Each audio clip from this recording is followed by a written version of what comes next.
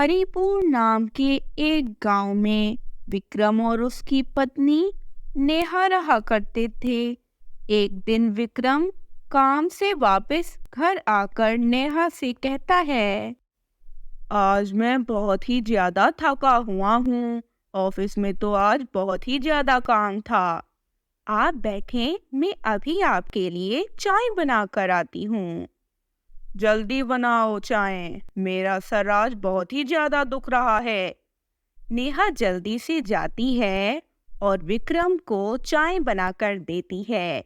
विक्रम चाय का एक घूंट लेते ही चाय को फौरन से फेंक देता है और कहता है, अरे ये कैसी चाय बनाई है? सारा दिन घर पड़ी रहती हो और एक काम ढंग से नहीं करती। नहीं, मैं दोबारा बना देती हूँ चाय। नहीं, अब रहने दो, जरूरत नहीं है। पता नहीं माँ को भी क्या सूझी थी जो तुम जैसी गवार के साथ मेरी शादी करा दी। विक्रम ऐसा कहता है और फिर अपने कमरे में जाकर सो जाता है, जबकि नेहा बहुत ही ज्यादा रोने लगती है। विक्रम का व्यवहार नेहा के साथ बहुत ही ज्यादा खराब था। वह हमेशा से ही नेहा को हर बात पर डांट देता, क्योंकि वह नेहा को बिल्कुल भी पसंद नहीं करता था। उसकी शादी उसकी माँ की पसंद की हुई थी और वह चाहता था कि वो दूसरी शादी कर ले। अगले दिन सुबह सवेरे ही नेहा अपने पति के लिए नाश्ता बनाती है, परंतु उसका पति नाश्ता किए बगैर ही अपने ऑफिस चला जाता है। ये देखकर नेहा बहुत ज्यादा दुखी होती है और वह अकेली ही भोजन कर लेती है। इसी तरह कुछ वक्त बीत जाता है और फिर एक दिन विक्रम अपने साथ एक और लड़की को लेकर घर आता है। उस अनजान लड़की को देखकर नेहा कहती है, अरे ये कौन है विक्रम? आप इसे हमारे घर क्यों लाए हैं? ये मेरी पत्नी है नेहा। अब इसका ख्याल रखना। जितना ये घर तुम्हारा है उतना ही ये घर इसका भी है। नेहा अपने पति की ये बात सुनकर दंग रह जाती है और नेहा का पति अपनी नई पत्नी के साथ वहां से चला जाता है। फिर नेहा फूट फूट कर रोने लगती है। इन्होंने बहुत गलत किया, इन्होंने दूसरी शादी कर ली।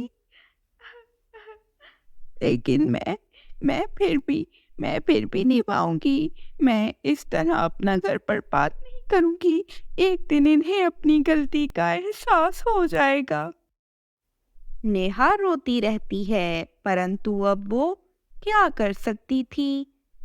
बस फिर इसी तरह कुछ दिन गुजर जाते हैं और फिर एक दिन विक्रम की दूसरी पत्नी, जिसका नाम था राधिका, वह नेहा से कहती है, अरे सुन, बहुत हो गया, बैठी बैठी रोटियां तोड़ती रहती है। कब तक हम तुम्हारा यूं खर्चा उठाएंगे? मेरे पति की कोई फैक्ट्री नहीं लगी हुई, समझ आई ना तुझे? चल अब मेरे घर से निकल जा, मैं तुझे ज्यादा बर्दाश्त नहीं कर सकती। अरे ये आप क्या कह रही हैं? मैं इस घर को छोड़कर कहाँ जाऊंगी? और विक्रम मेरे पति भी हैं। मैं इस घर को छोड़कर कहीं भी नहीं जाऊंगी। जाएगी जाएगी जाएगी, तुझे ये घर छोड़कर जाना ही होगा। मैं तुझे यहाँ और ज्यादा बर्दाश्त नहीं कर सकती। बस बहुत हो गया, कितने दिन मुफ्त के पापड़ तोड़ेगी? चल जा, निकल जा मेरे घर से। बस फिर राधिका बेचारी नेहा को धक्का देती है और उसे अपने घर से निकाल देती है। नेहा रोते हुए अनजान मंजिल की जानब चली जा रही थी। उसका पति, जो कि उससे पहले भी प्यार न करता था और अब उसके पति ने दूसरी शादी कर ली। ये सब बातें उसके दिमाग से न जा रही थी। वह फैसला करती है कि आज के बाद वो अपने पति के घर नहीं जाएगी। नेहा घने जंगल में चली जा रही थी कि उसे वहां पर एक बूढ़ी औरत मिलती है। नेहा उस बूढ़ी औरत को उस जंगल में देखकर काफी हैरान होती है। उस बूढ़ी औरत से थोड़ी बात करने के बाद नेहा को पता चलता है कि वह बूढ़ी औरत उसी जंगल में रहती है। नेहा बातों ही बातों में उस बूढ़ी औरत को अपनी सारी आप बीती सुना देती है। फिर वह बूढ़ी औरत नेहा से कहती है, बेटा, मेरे साथ मेरे घर चलो, मैं तुम्हें कुछ देना चाहती हूँ। फिर नेहा उस बूढ़ी औरत के साथ उसके घर जाती है। बूढ़ी औरत नेहा को एक लहंगा देती है और कहती है, नेहा बेटी, इस लहंगे से तुम जो भी मांगोगी तुम्हें मिलेगा, तुम्हारी हर इच्छा पूरी होगी।